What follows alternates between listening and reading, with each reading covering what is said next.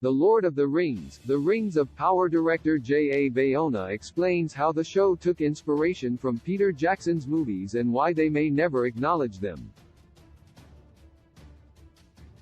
Released in 2001 to 2003 as an epic adaptation of J.R.R. Tolkien's seminal Lord of the Rings novel, Jackson's cinematic trilogy revolutionized fantasy on the big screen and set the bar incredibly high for future adaptations, which even Jackson himself was unable to live up to with his subsequent Hobbit trilogy.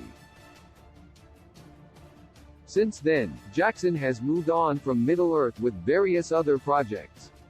Premiering September 2 on Prime Video, Rings of Power will be Amazon's first foray into Middle-earth.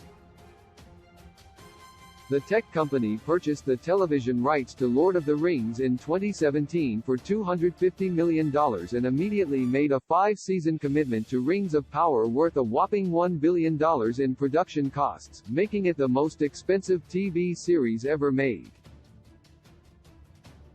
Star Trek Beyond writers J.D. Payne and Patrick McKay were brought on as showrunners alongside Jurassic World: Fallen Kingdom's J.A. Bayona as director of the first 2 episodes. Unlike Jackson's direct adaptations, Rings of Power is based on the Lord of the Rings appendices penned by Tolkien, which include discussion of the Second Age. Considering their love for Jackson's movies, Rings of Power's creatives still look to them for inspiration.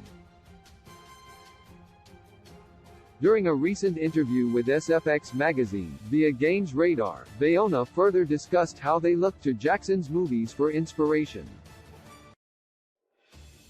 The goal early on, according to the director, was to establish a bridge between the show and the movies, but they soon found themselves unconsciously disconnecting from the movies in order to tell their own standalone story.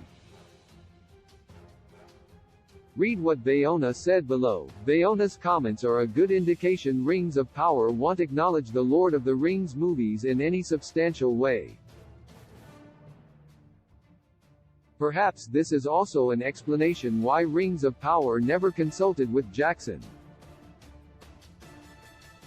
According to a stipulation in Amazon's deal with the Tolkien estate, Rings of Power cannot technically be considered a direct prequel to the Lord of the Rings film trilogy, but given Payne, McKay, and Bayona's admiration for Jackson's cinematic wonders, they couldn't help but evoke his films with similar production design and other creative choices. While Rings of Power has become substantially more distant from Jackson's movies than originally intended, the show will still largely function as a prequel, even though rights issues prevent it from being one in name. The series will explore multiple Middle-earth origin stories such as the forging of the fabled Rings of Power and rise of the Dark Lord Sauron, not to mention the return of younger versions of Galadriel and Elrond. The Lord of the Rings, The Rings of Power is shaping up to be an absolute treat for Tolkien fans. Join Amazon Prime. Watch thousands of movies, TV shows anytime. Start free trial now. Source: SFX Magazine, via Games Radar.